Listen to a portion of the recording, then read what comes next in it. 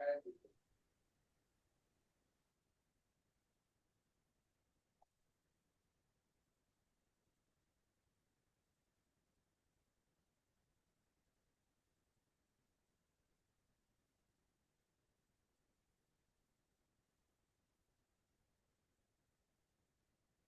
आता आपलं आजचं भजन ऐकूया.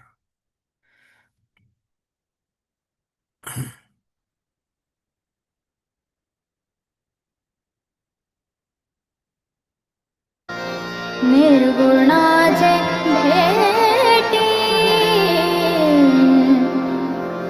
आलो सगुणा संगे, निर्गुणाचे भेटी आलो सगुणा संगे, निर्गुणाचे भेटी आलो सगुणा संगे, तव झालो प्रसंगी, तव झालो प्रसंगी गुणातीत, निर्गुणाचे भेटी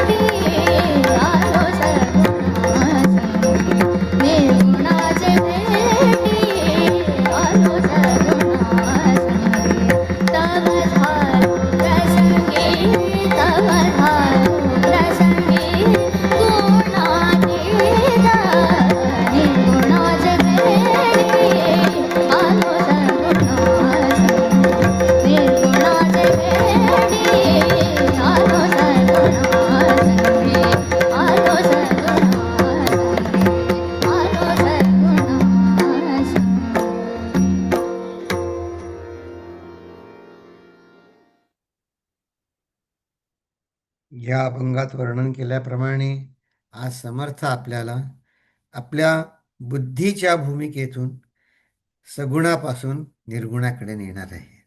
आपल्या बुद्धीचं अंडरस्टँडिंगचे डायमेन्शन्स स्टेप बाय स्टेप सांगणारा हा आजचा परिपूर्ण समास आहे. हं? तर आता आपण बघूया. हं? आधी प्रार्थना म्हणूया. ओ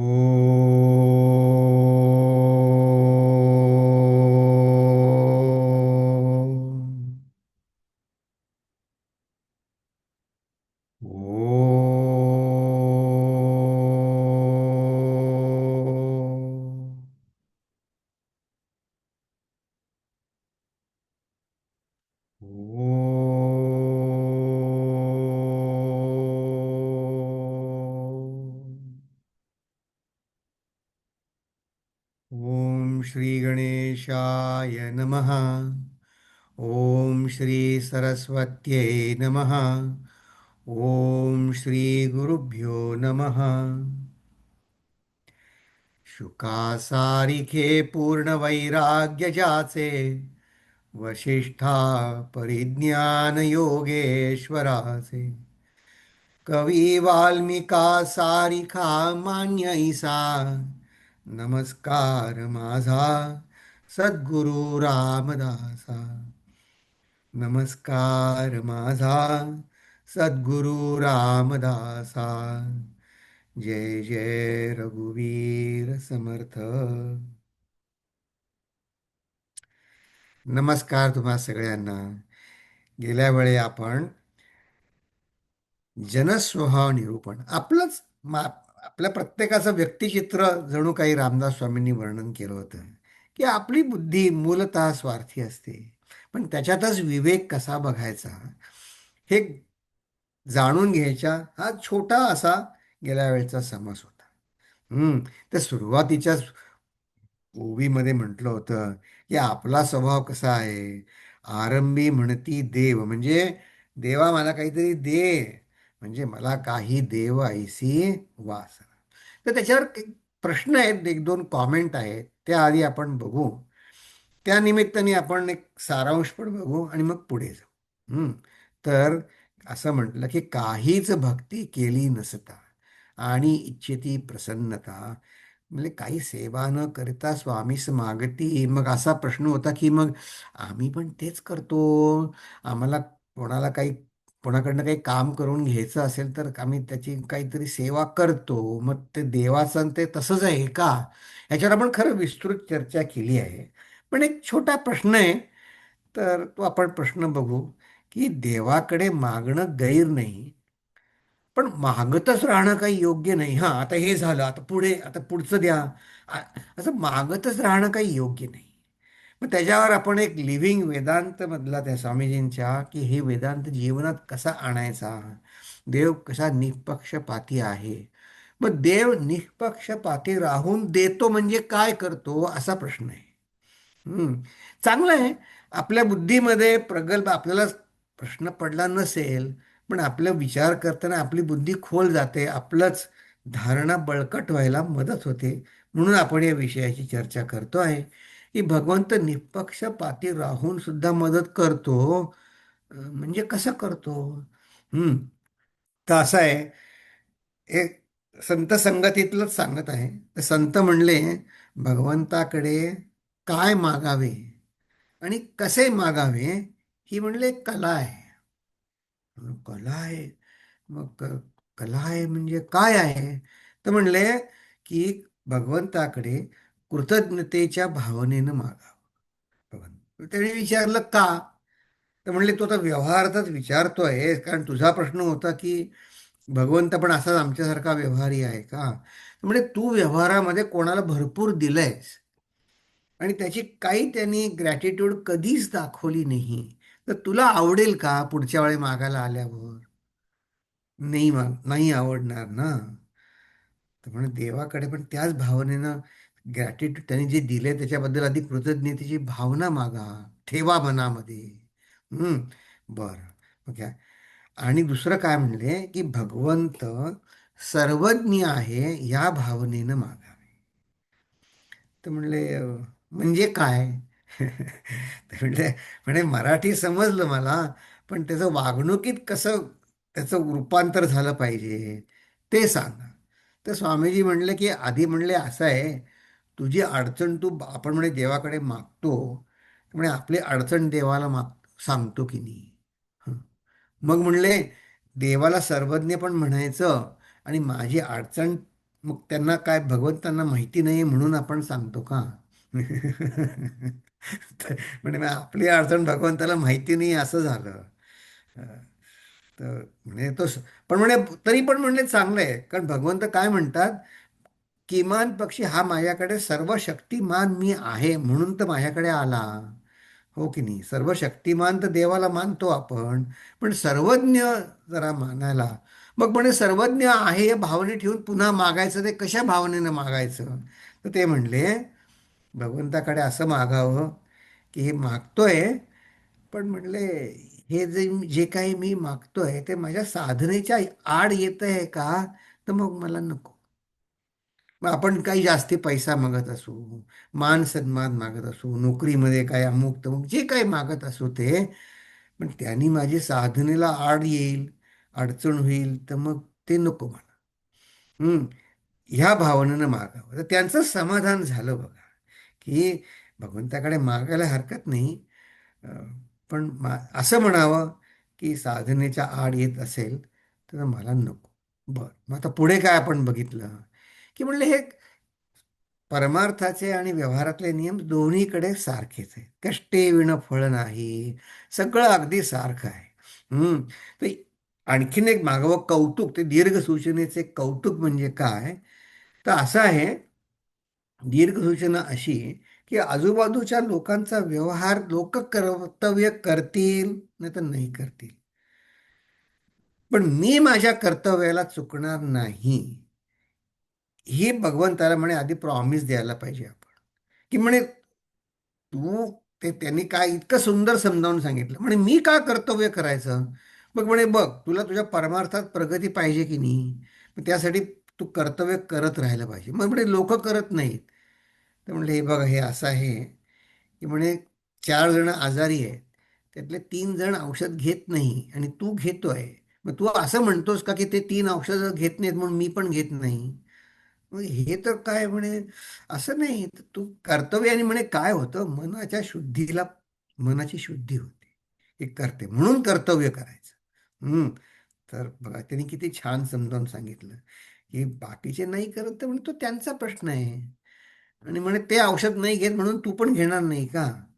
नाही नाही म्हणे, तर ते दुसरे कर्तव्याला बुडले तरी मी माझं कर्तव्य करेन. ठीक आहे, आता आपण पुढे बघू की म्हणून या अर्थाने म्हणलंय की त्यांनी इहलोकाचा परलोकाचा हे सगळं आपल्याला गरज पडल्यावरच मागायचं हे काही खरं नाही. तर की हे जे आपण गेल्या वेळेला ओव्या बघितल्या की संचिते विण व्यर्थ, जिवंत असताना सुद्धा आपण मेलेले, आपला हा काही पहिलाच किंवा शेवटचा जन्म आहे असं मानायचं कारण नाही. आणि किती जरी हाल अपेष्टांमध्ये असलो, लाईफ चॅलेंजिंग वाटत असलं तरी भगवंताच्या भेटीचा अकस्मात लाभ कधी होईल सांगता येत नाही. तर या संदर्भात आपण कार्तिकेयन आणि स्वामी अरुणगिरी यांचा प्रसंग गेल्या वेळी बघितला. हम्म. मग शेवटी म्हणले काय, आता आपण निष्कर्ष काय काढला, की विचारे इहलोक परलोक, विचार म्हणजे दोन्हीकडे विचार आणि विवेक, आणि ह्याला समर्थ प्रचिती असं म्हणतात. विचारे होत असे सार्थक, विचारे नित्यानित्य विवेक पाहिला पाहिजे. हा निष्कर्ष झाला की हा मी केला पाहिजे. ठीक आहे. आता मला असं वाटतं एवढी चर्चा पुरी. आता आपण पुढच्या समासात जाऊ की हा जनस्वभाव निरूपण बघितलं. मग आता हे अंतर्देव निरूपण. मग आता ठरलं आपलं विवेकाने विचार करायचा, तर सगुण उपासनेपासून निर्गुण ब्रह्माची प्राप्ती हा एक, म्हणतात ना, एक पूर्ण जणू काही थिसिस आहे समर्थांनी लिहिलेला. आणि असं वाटलं मनामध्ये की कुठला तरी एक समाज जर पाठ केला तर मी कुठला करेन. पण हा समास अगदी पाठ करण्यासारखा आहे, सुरुवातीपासून शेवटपर्यंत. तर आपण, मला असं वाटतं गेल्या वेळी आपण या विषयाची फोड बघितली होती, की आपली समस्या, ते अगदी सुंदर शब्दामध्ये 1 ते 3 ओव्यांमध्ये देव एक की अनेक हा संभ्रम ते मांडतात. त्यानंतर मूर्तिरूप देव या साधनेची कक्षा, प्लेइंग फील्ड काय आहे आणि त्याच्यात ते ओलांडून कसं जायचं, हे 4 ते 9 ओव्या आहेत. खरं म्हणजे 8 आणि 9 या ओव्या याच्या पुढच्या विषयाची प्रस्तावना आहे. तर खरं हा विषय 4 ते 6 एवढाच आहे. पण सगुण ते निर्गुण हा आपल्या विवेकाचा क्रमविकास, हा या समासाचा गाभा आहे. आणि मला असं वाटतं या दशकाचा पण गाभा आहे. तो 10 ते 20 या ओव्यांमध्ये आहे. आणि समर्थांच्या सबंध उपदेशाचं मूळ ह्याच्यात असल्या कारणानं आपण काही पाठीमागे जाऊन आधीच्या दशकातले संदर्भ पण आपण बघणार आहोत. आणि मग इथे तर खरा विषय संपतो, पण मग काही शंका आहेत. मग त्याचा शंका समाधान आणि निष्कर्ष, आदेश देऊन समर्थ हा समास संपवतो. तर आपण बघूया. श्रीराम ब्रह्म निराकार निश्चळ, आत्म्यास विकार चंचळ, तयास म्हणती सकळ, देव ऐसे. इथे समर्थ आत्मा या शब्दाचा उपयोग प्रत्येक जीवमात्राच्या अगदी शुद्ध स्वरूपात जी अंतरच्या जी जाणीव जाणीव आपण म्हणतो ना, या अर्थाने करतात. आणि ब्रह्म निराकार निश्चळ, तर काय आहे, की मग देव देव मी जो म्हणतो त्या देवाचा ठावची लागेना.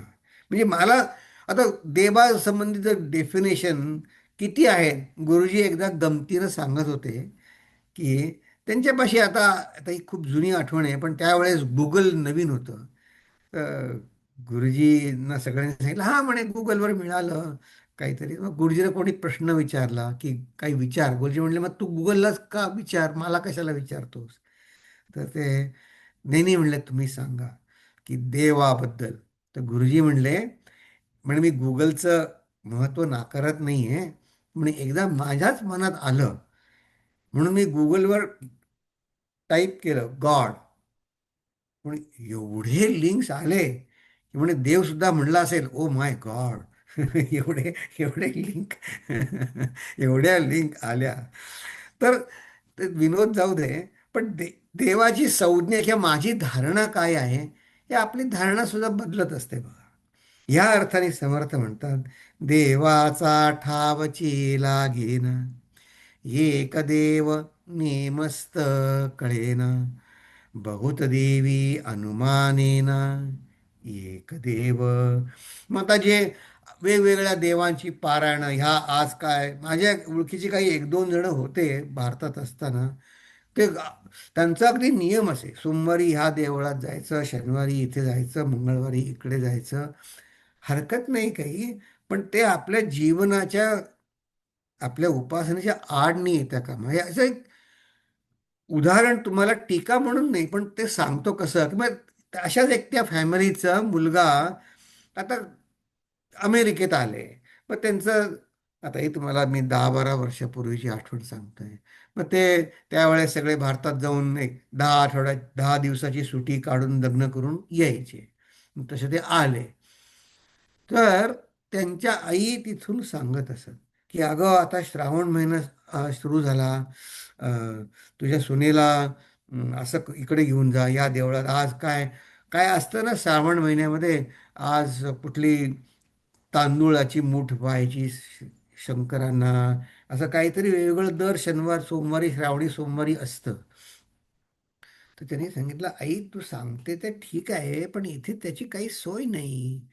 अं, तर त्यांना इतकं, त्यांनी भारतातून त्यांना इतकं केलं बघा, की त्या शेवटी त्या कुटुंबामध्ये दुरावा उत्पन्न झाला की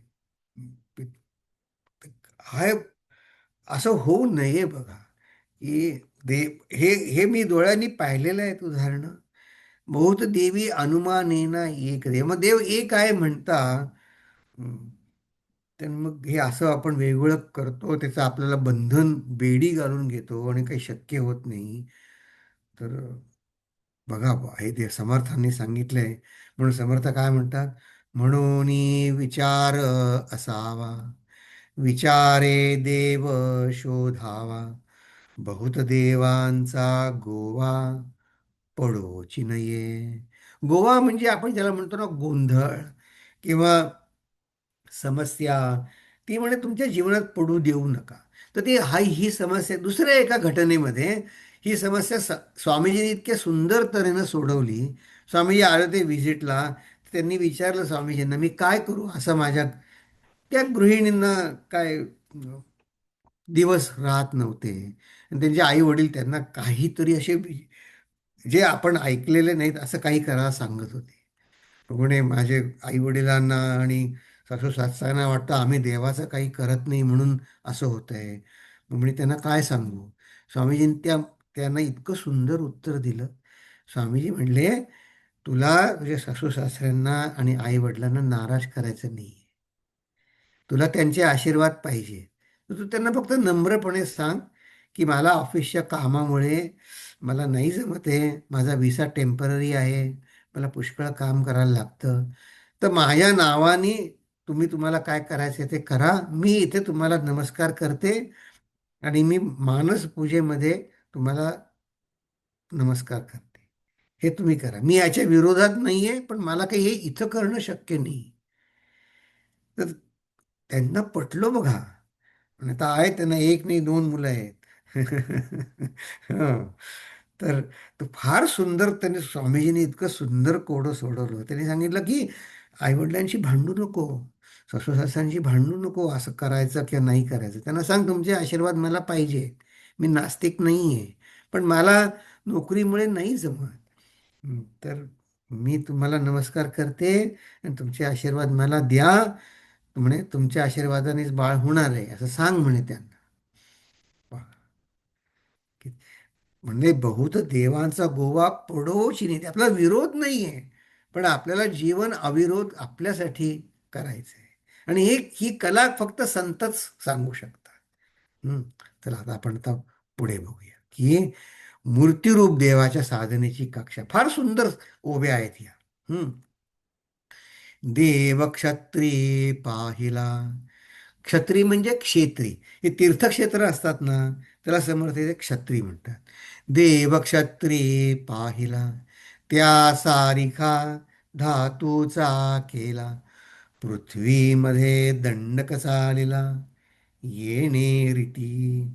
आता आपल्या रामांची सुद्धा अनेक देवस्थानांमध्ये आता काय म्हणतात, वनवासी राम, अमुक राम, सगळे रामांचे वेगवेगळ्या तऱ्हेचे आहेत. मग त्या मूर्तीसारखी मूर्ती आता अयोध्येला नवीन मंदिराची स्थापना झाली. मग त्या मंदिरासारखा राम सगळीकडे हा नियम चालू आहे.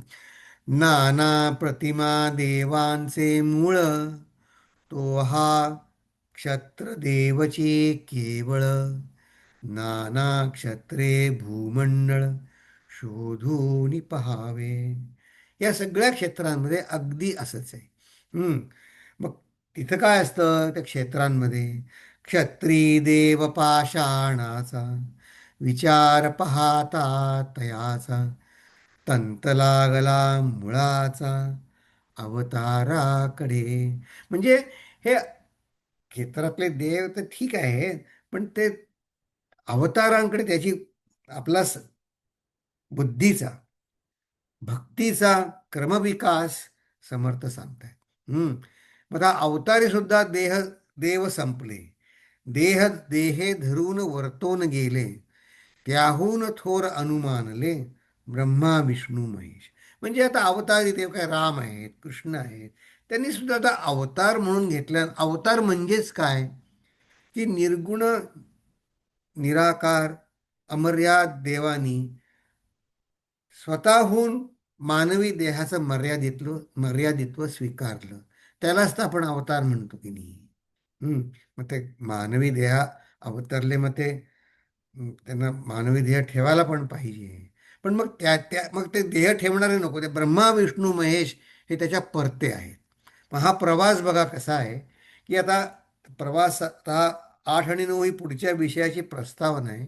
पण त्याआधी हे ब्रह्मा विष्णू महेश याच्यावर थोडा विचार करू. कारण एकदम क्षत्रिय देव पाहिला तो धातूचा घरी आल्यावर केला आणि ते सगळे पाषाणाचे आहेत आणि आपल्याला विचार करायला सांगतात समर्थ. तर आपण असं बघा, आपल्या अंतर्यामीची जी शुद्ध जाणीव आहे की नाही, आपापल्या जी चांगली वाईट असं नाही, आपली काय शुद्ध जाणीव आहे. आपण देवासमोर बसलो, आता जप करायला सुरुवात करणार किंवा नुकताच संपलाय, बाहेर कामाची गडबड नाही आहे. समजा आपण असं ठरवलं की 30 सेकंद जास्ती बसू, तर आपल्या मनात काय जाणीव येते? ती शुद्ध जाणीव जी काही आहे, समर्थ त्या शुद्ध जाणीवेलाच सांगतात की ते अंतर्यात्माचं तेच स्वरूप आहे. म्हणून माझ्या अंगी जेवढं वैराग्य असेल, माझ्या मनामध्ये जेवढ्या सुखाच्या संकल्पना कमी असतील, की अमुक झालं म्हणजे मी सुखी होईन, या संकल्पना अगदी कमीत कमी असतील, तेवढं मी मूळ जाणीवेच्या जवळ जाऊ शकतो. हम्म. तेच माझे स्वरूप आहे. आणि ह्यासाठी आपल्या हातात आज काय आहे? तर मी अंतर्मुख व्हायला पाहिजे. म्हणजे सुख बाहेर नाही, आतमध्ये आहे हे कळलं पाहिजे. आणि हा प्रवास ताडातोडीचा नाही करायचा, तो सुखाचा मधुरतेचा पाहिजे. म्हणून विवेक पाहिजे. हम्म. तर हे क्रम आहे की हा अंतरात्माचा देव जो आहे, तो म्हणजे शुद्ध जाणीव. ती जाणीव माझ्यामध्ये पण आहे आणि अंतरात्म्याचे तेच स्वरूप आहे. आणि तिथपर्यंत जाण्यासाठी मला अंतर्मुखता आणि विवेक पाहिजे. तर आता बघा की सुरुवातीलाच हे जे प्रतिमेवरती जे समर्थांनी विचार करायला सांगितलं ना आपल्याला, हे पहिल्या दशकापासून चालू आहे बघा. पहिल्या दशकामध्ये समर्थांनी सद्गुरूचं वर्णन करताना म्हणले, सद्गुरू हा परब्रह्मासारखाच आहे, त्याचं वर्णन मला नाही करता येत. आणि ते वर्णन कसं करता येत नाही हे सांगण्यासाठी ते म्हणले, नातुडे मुख्य परमात्मा. बघा, आतुडे आणि नातुडे हे दोन शब्द समर्थ कसे वापरतात, की माझ्या बुद्धीच्या आवाक्यात येत नाही, त्याला समर्थ नातुडे म्हणतात. मग नातुडे मुख्य मुख्य परमात्मा म्हणून करावी लागे प्रतिमा. आपण बघा तिथे समर्थांनी मुळातच ते प्रिन्सिपल तेव्हाच सांगून ठेवलं की हा देव क्षेत्रामधला देवाची प्रतिमा काय आहे, तर मला परमात्मा माझ्या बुद्धीच्या आवाक्यात येत नाही, म्हणून मी प्रतिमा तिथं मी केलेली आहे. तर म्हणले सद्गुरू, इथे आता विषय पहिल्या दशकात चौथ्या समासात विषय सद्गुरूच आहे. ते म्हणले अगदी तसंच सद्गुरूचं वर्णन आहे, कारण तो सुद्धा परमात्माच आहे. तैसा माया योगे महिमा वर्णीन सद्गुरूचा. आहा. समर्थ त्यांचं आता समर्थ तर प्रत्यक्ष प्रभू श्रीराम त्यांचे गुरु होते. पण आपल्याला काय शिकायचं, की सद्गुरू हे मानवी देह जरी त्यांना मला दिसत असला, तरी परब्रह्म परमात्मा तेच आहे. हम्म. मग आता हीच प्रतिमा 11व्या दशकात, त्याचं नाव होतं भीमदशक. म्हणजे समर्थांनी जणू काही आपल्याला थोड्याशा आपल्या कम्फर्ट झोनच्या बाहेर उपासना सांगण्याचा सुरुवात त्यांनी इथे केली. आणि हे उपदेश निरूपणामध्येच समर्थ काय म्हणतात, फार सुंदर ओवे आहेत. ते काय म्हणतात, नाना देवांच्या नाना प्रतिमा लोकपूजिते धरुनी प्रेमा ज्याच्या प्रतिमा तो परमात्मा कैसा आहे. तेव्हापासून त्यांनी ते बीज आपलं 11व्या दशकात रोवून ठेवले बघा. हम्म. ऐसे ओळखिले पाहिजे, ओळखून भजन कीजे. भजन कशासाठी करायचं, मला तो परमात्मा समजावा काय आहे तो. ओळखून भजन कीजे. आणि ते उदाहरण इतकं सुंदर दिलंय दृष्टांत, जैसा साहेब नमस्कारी जे ओळखिल्या गोपरिया. आता कंपनीमध्ये नवीन बदलून आला तर कंपन्यांचं मर्जर वगैरे सगळं होत राहतं. मग ते भेटला, तो हो रे तुम्ही आमच्या सेक्शनचे हेड आहे का, मग गुड मॉर्निंग काही आपण नमस्कार करतोच ना त्यांना. तैसा साहेब नमस्कारीला ओळखल्या उपरी. आणि पुढची ओवी तर फारच सुंदर आहे. तैसा परमात्मा परमेश्वर, बरा ओळखावा पाहोन विचार, तरीच पाविजे पार भ्रमसागराचा. आहा, विचार करायला तर तेव्हापासून आपल्या सांगतायत, विचार करा, विचार करा. आणि हा भ्रम ओलांडून जायचा एकच मार्ग आहे, विचार करा. ठीक आहे, तर आपणही विचार करू. आपणही विचार करू की हे आपल्या अंतर्यामी जी शुद्ध जाणीव आहे, अंतर्यात्म्याचं तेच स्वरूप आहे. सध्या मला माझ्या शुद्ध जाणीवेला संपर्क साधणं कठीण जात असेल, माझी अंतरात्मा आतली जाणीव ही अशुद्ध असेल, असू दे, पण ती त्या जाणीवेच्या मुळाशी शुद्ध जाणीवच आहे. त्यासाठी मला अंतर्मुखता व्हायला पाहिजे आणि मला विवेक समजायला पाहिजे. तर म्हणता, या तीही देवास ज्याची सत्ता. तीन देव कुठले? हे 7व्या ओवीत सांगितलेत, ते ब्रह्मा विष्णू महेश. या तीही देवास ज्याची सत्ता, तो अंतरात्माची पाहता, करता भोगता तत्वता प्रत्यक्ष आहे. हा, ही जाणीवच करता भोगता तत्वता आहे. युगानी युगे तीही लोक, एकची चालवी अनेक. हा निश्चयाचा विवेक वेदशास्त्री पहावा. हा, तर हा आपल्या जाणीवेचा क्रमविकास, की तीर्थक्षेत्रातल्या दगडाच्या देवापासून ते अवतारी परमात्म्यापासून ते ब्रह्मा विष्णू, आणि ती जाणीव ब्रह्मा विष्णूची जाणीव ती माझी अंतरात्म्यात जाणीव आहे. तिथपर्यंत कसं पोचायचं, निश्चयाचा विवेक ते वेदशास्त्रांच्या आधाराने निश्चयाचा विवेक समर्थ आपल्याला समजावून सांगणार आहे. आता हा क्रमविकास, सगुण ते निर्गुण हा विवेकाचा क्रमविकास, निश्चयाचा विवेक वेदशास्त्रांच्या आधारे समर्थ आपल्याला सांगतायत, तो आपण बघूया. हं? आत्मा वर्तवितो शरीर, तोची देव उत्तरोत्तर, जाणीव रूपे कळीबर, विवेके वर्तवी. हे तुमचं आमचं खरं वर्णन आहे बरं का. आपण आपली ओळख बाकी काही पण देऊ करून देत असू, माझं वय इतकं आहे, मी स्त्री आहे, पुरुष आहे, मी इतकं आहे, तितकं आहे. खरे मी कोण आहे संतांच्या दृष्टीनं? जाणीव रूप आपण आहोत, बाकी कोणी नाही आहे. तो पण आपण काय करतो, ती ओळख सोडून बाकी दुसरीच ओळख करून देतो सगळी. तर समर्थ आपल्यातल्या साधकाचं जागं करतात, आपल्या साधकाला, आणि फार सुंदर तऱ्हेने करतात. मग मी काय करतो, मी माझ्या अंतरातली जाणीव आहे तिकडे तर दुर्लक्ष करतो, आणि कुठे धावतो? हा तीर्थक्षेत्रातला जो देव आहे ना, तिथे धावतो मी. तो अंतरदेव चुकती. मग अंतरातला देव चुकला, मग तो तीर्थक्षेत्रात देव आहे असं तिकडे धावतो.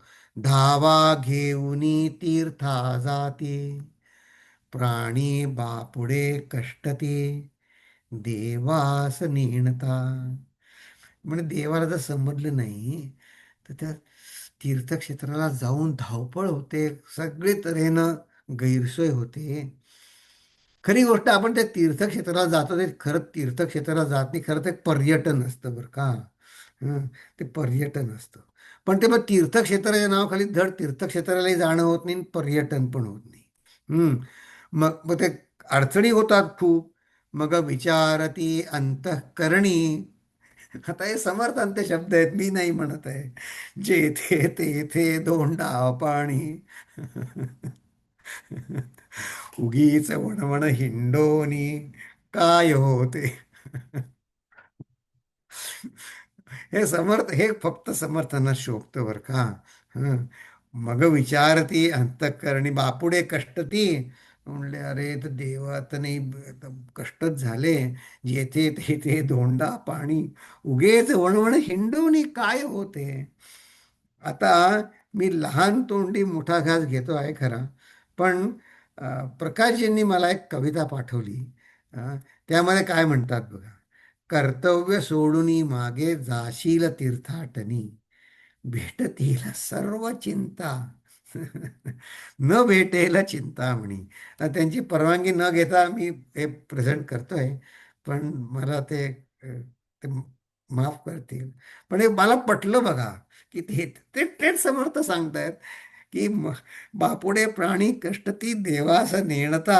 मग त्यांनी काय होतं, देवावरची श्रद्धा वाढायच्या ऐवजी म्हणतो, कायच जाऊन अंतःकरणी जेथे तेथे धोंडा पाणी उगेच वणवण हिंडोनी काय होते.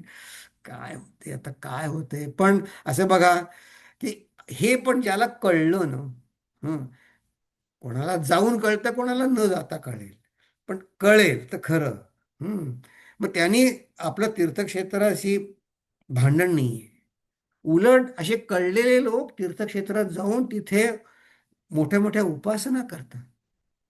हो, त्या तीर्थक्षेत्रात वाईट काहीच नाही, उलट चांगलंच आहे सगळं. ज्या ज्या ठिकाणी अनेक लोक उपासनेच्या दृष्टीने एकत्र येतात तिथं वाईट कसं असेल काही नाही.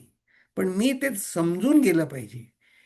ऐसा जासी विचार कळला, तेणे सत्संग धरिला, सत्संगे देव सापडला, बहुत जनासी. हा सत्संगाचा महिमा आहे. आणि बघा, आपला या दासबोधाच्या ग्रुपमध्ये असे सत्संगाचे जाणते लोक आहेत. आणि त्यांनी आता त्यांची कविता आपण ऐकली. हं, जाणते लोक आहेत. पण म्हणले एक प्रश्न आहे, की सत्संगात कसं काय कळेल एकदम इतकं ज्ञानमार्ग. सत्संगात सत्संगे देव सापडला बहुत जनासी, फक्त सत्संग पुरेल? हो, पुरेल. कसं म्हणले बघ. आता पुन्हा आपण आपल्या स्वामीजींकडे जाऊ. स्वामीजींचं एक, तेजमानंद स्वामींचं एक भक्तिसुधा नावाचं पुस्तक आहे. तर हे त्यांचं ज्ञानी भक्तीचं पुस्तक आहे बरं का. की त्यांची ह्याच्यात या पुस्तकात वर्णन केलेली भक्ती ज्ञानोत्तर भक्ती आहे. तुम्ही म्हणाल तर कशावरून? कशावरून ते गुरुजींकडनं हे त्यांनी आपला वॉशिंग्टनला जेव्हा कॅम्प झाला ना, 93 साली मॅसानाटा स्प्रिंगला, तेव्हा गुरुजींनी त्या सुमारास एक 4 कविता तर नाही म्हणता येणार, पण रचनांचं एक गुरुदेवांना दाखवलं. ते 4 वेगवेगळ्या रचना होत्या. काय होत्या? मनशोधनम, ज्ञानसार, ध्यानयोग आणि भक्तिसुधा. हा क्रम आहे. त्यामुळे मन शुद्ध झालं की या शुद्ध झालेल्या मनामध्ये ज्ञान घ्यायला ते परिपक्व बनतं. मग मिळालेलं ज्ञान आतमध्ये परिपक्व व्हायला, रुजायला ध्यान पाहिजे. ते ध्यान योग. आणि हे रुजल्यानंतर जीवन माधुर्याने भरलं पाहिजे. ती भक्ती, ती भक्ती सुद्धा हा क्रम आहे. म्हणून ही ज्ञानोत्तर भक्ती आहे. तर त्या पुस्तकामध्ये हा श्लोक आहे, साधनेषु च सर्वेषु सत्संग साधनम परम. बघा, ते परम म्हणतात, अल्टिमेट चांगलं कुठलं साधन. मग तेने सत्संग धरला, सत्संगे देव सापडला. समर्थ ग्वाही देत आहेत.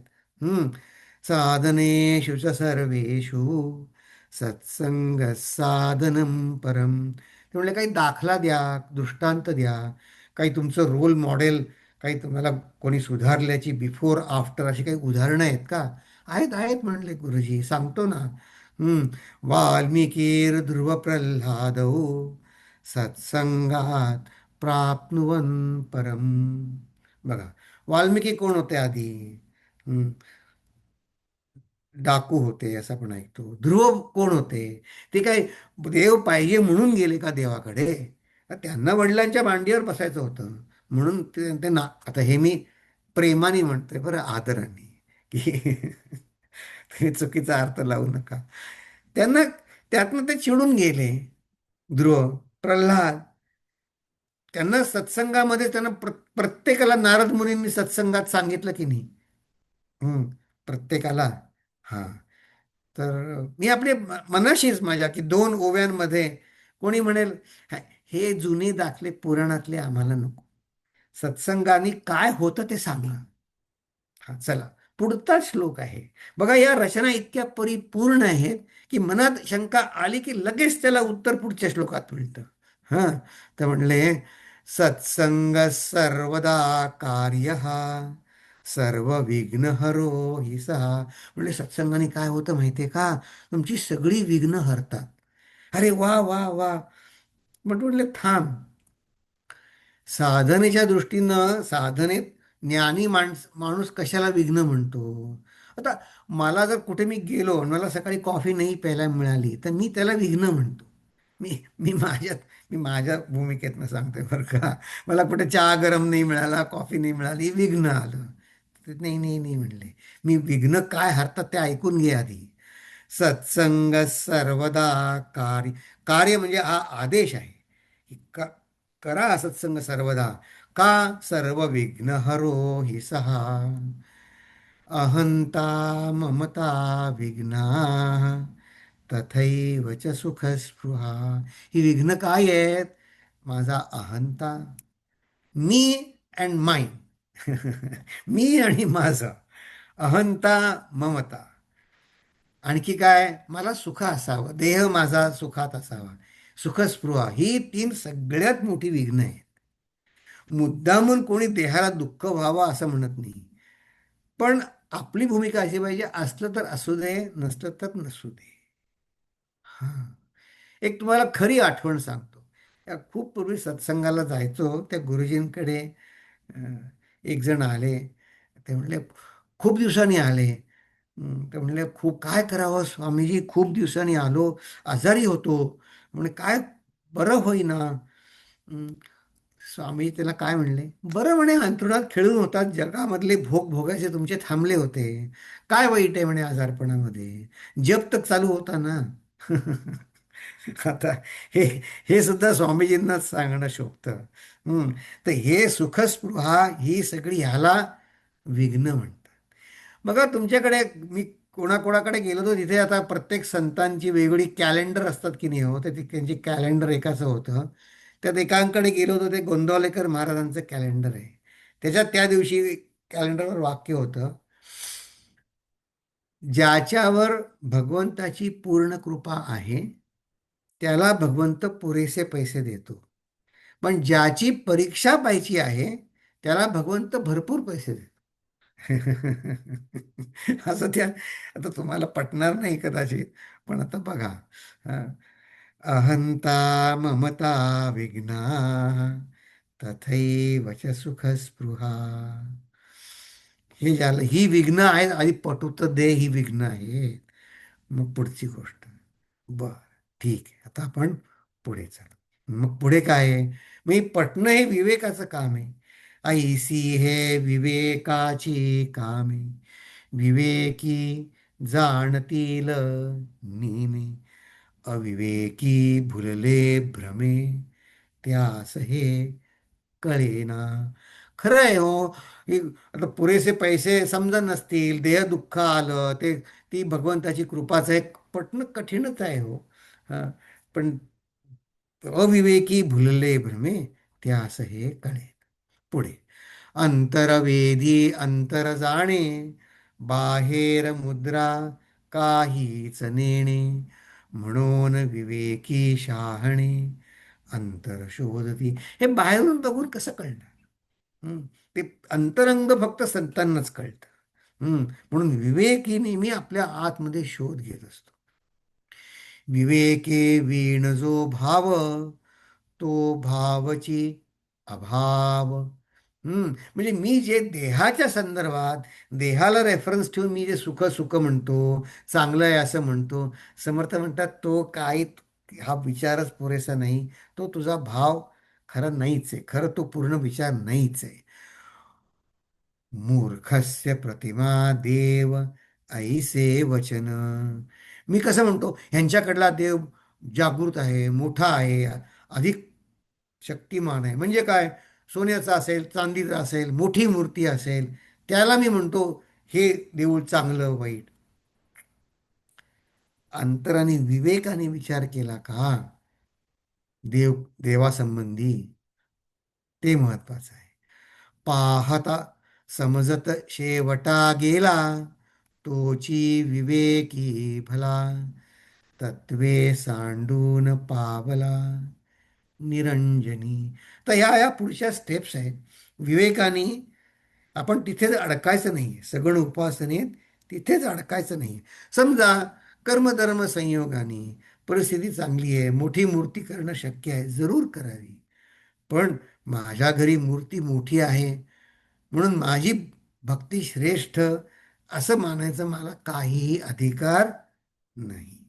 हं. अरे जे आकारासी येते, ते अवघेच नासून जाते, मग गलबल्या वेगळे ते परब्रह्म जाणावे. समर्थ या सगुण पूजेला गलबला म्हणतात. हा. आता गलबाला कसं काय? ते म्हणले, अरे चंचळ देव निश्चळ ब्रह्म, परब्रह्मी नाही भ्रम, प्रत्यय ज्ञाने निभ्रम होई जे. प्रत्यय पहा ना तू या भ्रमात का अडकतोस? आता बघा, समर्थ पुन्हा पुन्हा सांगतायत, प्रचिती विणजे केले, ते ते अवघे व्यर्थ गेले, प्राणी कष्ट कष्टोची मेले, कर्म कचाटे. हा कर्माचा आपल्यावर जे बंधन पडलंय ना, ते कधीतरी सुटलं पाहिजे. हम्म. स्वामीजी, गुरुजी अनेक वेळा सांगत असत की बरेच वेळा या उपासनेला सुद्धा मी कर्मकांड बनवतो. म्हणून म्हणजे उपासना म्हणून म्हणजे आश्रमात लोक येतात, पण म्हणजे त्यांना दिलेलं काम दुसऱ्या कोणाला दिलं तर त्यांना आवडत नाही. त्यामुळे गुरुची आज्ञा पालन हे तर सगळ्यात मुख्य आहे ना. हम्म. त्या कर्माच्या कचाट्यातनं बाहेर कसं पडायचं, हा विवेक आहे. तो हा खरं, आता हा इथे विषय संपला. पण शंका आहे. काय शंका आहे? त्यामुळे कर्म नेहमी तर आम्हाला करायलाच लागेल ना. त्याच्याशिवाय कसं काय राहणार, कर्म केल्याशिवाय? समर्थ आपल्याला रिटॉरिक प्रश्न विचारताय. कर्मा वेगळे न व्हा असं जर म्हणे, मला बुद्धीनं पटलं नसेल की ही मला कर्मयोग जे काय आहे आणि उपासना सुद्धा ती कधीतरी सुटणार आहे माझी, मी सोडणार नाहीये, पण सुटायला लागली गुरु आज्ञेनं, ती सोडायला पाहिजे. तर समर्थ रिटॉरिक प्रश्न विचारतात, तरी देवास कासया भजावे? अरे बापरे. हम्म. विवेकी जाणते स्वभावे, मूर्ख नेणे. मग हे कुठे समजेल? कर्मा वेगळे न व्हावे, तरी देवास कासया भजावे. ह्याच्यामध्ये कर्मयोग किंवा कर्मयोगाची उपासना सुद्धा आली. बघा, 6व्या अध्यायामध्ये कर्मयोगापासून ध्यानयोगामध्ये संक्रमण होताना भगवान काय म्हणतात? आरुरुक्षोर्मुनेर्योगम कर्म कारणमुच्यते. म्हणजे ज्याला ध्यानारूढ व्हायचंय, अशी मनात इच्छा आहे. माझ्या मगाशी म्हटलं, आपले संकल्प सुखाचे सगळे संकल्प टळले पाहिजेत, गेले पाहिजेत.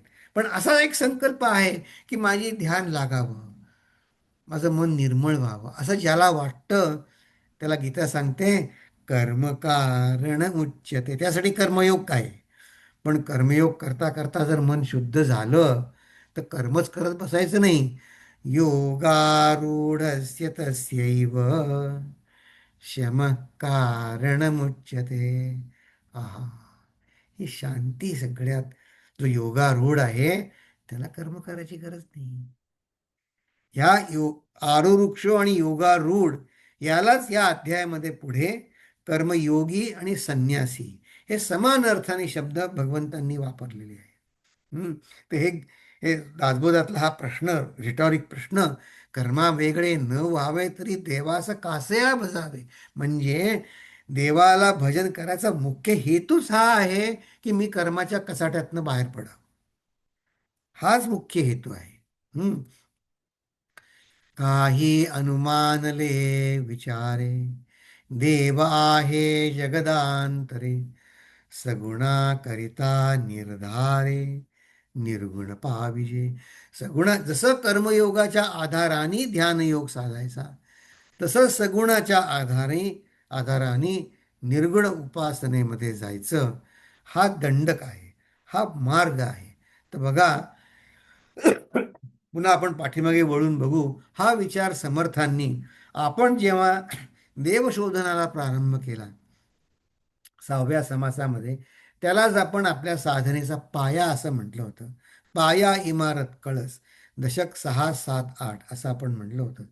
तर समास 6 मध्ये सृष्टिकथन म्हणजे सगुण, ते सांगताना समर्थ काय म्हणतात? सगुणाचे आधारे निर्गुण पाविजे निर्धारे, सारासार विचारे संत संगे. पुन्हा इथे सत्संगाचा महिमा सांगितला बघा, जे आपण गुरुजींच्या भक्तिसुधा पुस्तकात बघितलं, जे दासबोधामध्ये ह्या समासात समर्थ सांगितलं, त्याच सत्संगात सांगतात की सगुणाचे आधारे निर्गुण पावीचे निर्धारे. ते म्हणले, आता असो हे बहुत संत संगे कळे नेमस्त. नेमस्त म्हणजे नक्की, क्रमाक्रमाने, खात्रीशीर, आपल्या जीवनात उलथापालथ न होता माधुर्य टिकवून, हे आपल्या संत ह्या हा सगळा नेमस्त हा फार लोडेड शब्द आहे. समर्थांनी अनेक अर्थाने हा नेमस्त शब्द वापरलेला आहे दासबोधामध्ये. पण हे जर मान्य नसेल सत्संगात मला, तर काय होईल? ये रवी चित्त दुश्चित्त संशयी पडे. सत्संगामध्ये संशय येणारच नाहीत असं नाही, संशय येतील. पण मी सत्संगात राहिल्याने मला हे नेमस्तपणे निश्चित माझं सगळं शंकांचं निवारण होईल. याचं अगदी उत्तम उदाहरण तुम्हाला सांगतो. नंतर रामकृष्ण परिवारामध्ये हे मथुर बाबूंचं स्थान फार उच्च आहे. कारण त्यांनी रामकृष्णांच्या साधनेच्या सुरुवातीच्या काळामध्ये रामकृष्णांनी जे जे काही नुसती इच्छा तर नाही म्हणता येणार, पण जे व्यक्त केली ती सगळी त्यांनी पुरवली. हं. आणि रामकृष्ण परमहंस यांनी देवीची सगुणाची उपासना किती केली, की जिथे स्वतःचं डोकं सुद्धा अर्पण करायला ते निघाले होते. पण त्यांची भक्ती कशी होती? ज्ञानोत्तर होती. तर एकदा असं झालं, या मथुरांची या सत्संगामध्ये त्यांना आवड लागली, तर खूप मोठा उत्सव करायचा आहे. मथुर बाबू अत्यंत श्रीमंत होते, पण त्यांना इतकं प्रेम वाटलं की या 9व्या 10व्या दिवशी ते मूर्तीचं विसर्जन करायला तयार होईनात. आणि त्यांच्याकडे तलवार होती. ते त्यांनी सांगितलं, कोण ह्या मूर्तीचं विसर्जन करणार? माझ्या पुढे या. आणि असं ते भावावस्थेमध्ये त्या सगुणाच्या प्रेमात इतके पडले. आणि आता बघा, ही आता 150 वर्षापूर्वीची आठवण असेल. त्यावेळी इतका रूढींचा पगडा, ते ब्राह्मण होते, ते पुजारी म्हणले, अरे या मूर्तीची विसर्जन केल्याशिवाय कसं होणार? मग त्यांनी रामकृष्ण परमहंसांना बोलावलं आणि सांगितलं, बघा हे असं आहे. तर रामकृष्णाने त्याला सांगितलं, अरे ही मूर्तीची विसर्जन आपल्या हृदयात होत असतं. तू हृदयात विसर्जन कर. बाहेरच्या मूर्तीचं विसर्जन गंगेमध्ये होईल, पण तुझ्या मनातल्या भावाचं. प्रमाणे मला खात्री पटली पाहिजे. तर त्या रामकृष्ण परमहंसांनी म्हणले, पटेल. नाही नाही म्हणे, तुम्ही म्हणा, मला नक्की मिळेल ही खात्री.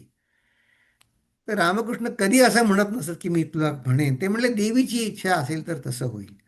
आणि खरोखरच काही दिवसांनी असं झालं, त्यांना ही सगुण निर्गुणाच्या उंबरठ्यावर त्यांना सगळं आजूबाजूचं जग देवीमय दिसायला लागलं. आणि त्यांना असं भ्रमिष्ठासारखं झालं. बघा, हे हा उन्माद, सगुणाचा उन्माद पचवणं फार कठीण असतं. तर त्यांना फार अस्वस्थ वाटू लागलं. तर त्यांनी रामकृष्णांना बोलवणं पाठवलं 3ऱ्या दिवशी. म्हणे, मला या. ते म्हणलं, काय झालं? ते म्हणले, हे सगुण सगळीकडे देवी दिसणं, म्हणे तुम्हाला ठीक आहे, मला हे आता मला नको. रामकृष्ण म्हणले, अरे पण तूच तर माझ्या मागे लागला होतास ना, की हे असं कर म्हणून. हे म्हणले, तुम्हाला ठीक आहे. तर रामकृष्ण म्हणले, तुला अडचण काय आहे? तर म्हणले, माझे सगळे व्यवहार थांबलेत, माझे बिझनेसचे, ते मला कर. बघा, त्याचं सगळीकडे दिसतं आहे. तर असं म्हणतात की रामकृष्णांनी त्याच्या छातीवरून हात फिरवला, सांगितलं, ठीक होईल सगळं. आणि मग त्याचा जो उन्माद ओसरला. पण हे तो सत्संगामध्ये होता. त्यांची रामकृष्ण परमहंसांवर पूर्ण श्रद्धा होती. म्हणूनच झालं की नाही. तर असं म्हणतात की ह्या एक सिम्बॉलिझम इन हिंदुइझम नावाचं पुस्तक आहे चिन्मय मिशनचं. त्याच्यामध्ये म्हटलंय की आपण एक गणपतीचं विसर्जन सुद्धा का करतो, सगळ्या देवतांचं, की कळायला की या सगुणाचा अवतार हा शेवटी जे सगुण जे येतं ते निर्गुणात विलीन होतं, हे समजण्यासाठी विसर्जन आपण करतो. हं? बरं, ते असू दे, आपला वेळ संपत आला. तर आता आपण पुढे बघूया की सगुण पाहत पाहत मी मुळाच गेलो संत संगतीमध्ये, सहजची निर्गुण पावला, संगत्यागे मोकळा झाला, वस्तुरूप. वस्तू, समर्थ दासबोधामध्ये परमात्म्याला वस्तू म्हणतात. हा वस्तू टेक्निकल शब्द आहे. तर हा मथुर जसा सत्संगामध्ये समर्थ रामकृष्णाने त्याला एक झलक दाखवली, पण तो संगत्यागे मोकळा झाला. तसं पुढे काय झालं?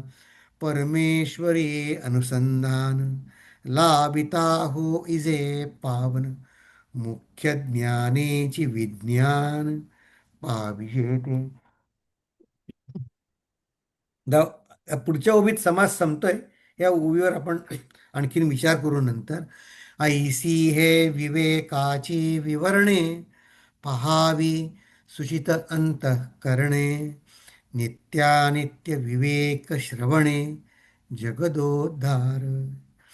की ज्ञान आणि विज्ञान, थिअरी आणि प्रॅक्टिस, सायन्स अँड टेक्नॉलॉजी, या वेगवेगळ्या अर्थाने याच्यावर विचार होऊ शकतो. ज्ञान आणि विज्ञान हे कसं होतं संत संगतीमध्ये, ही विवेकाची विवरणं, these are expositions of spiritual thinking असं म्हणतात.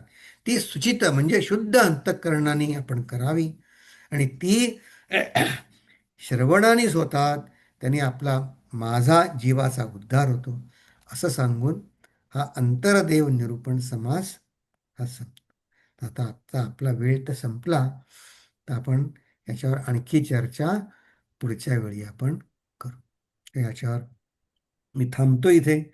आपले काही प्रश्न असतील तर सांग.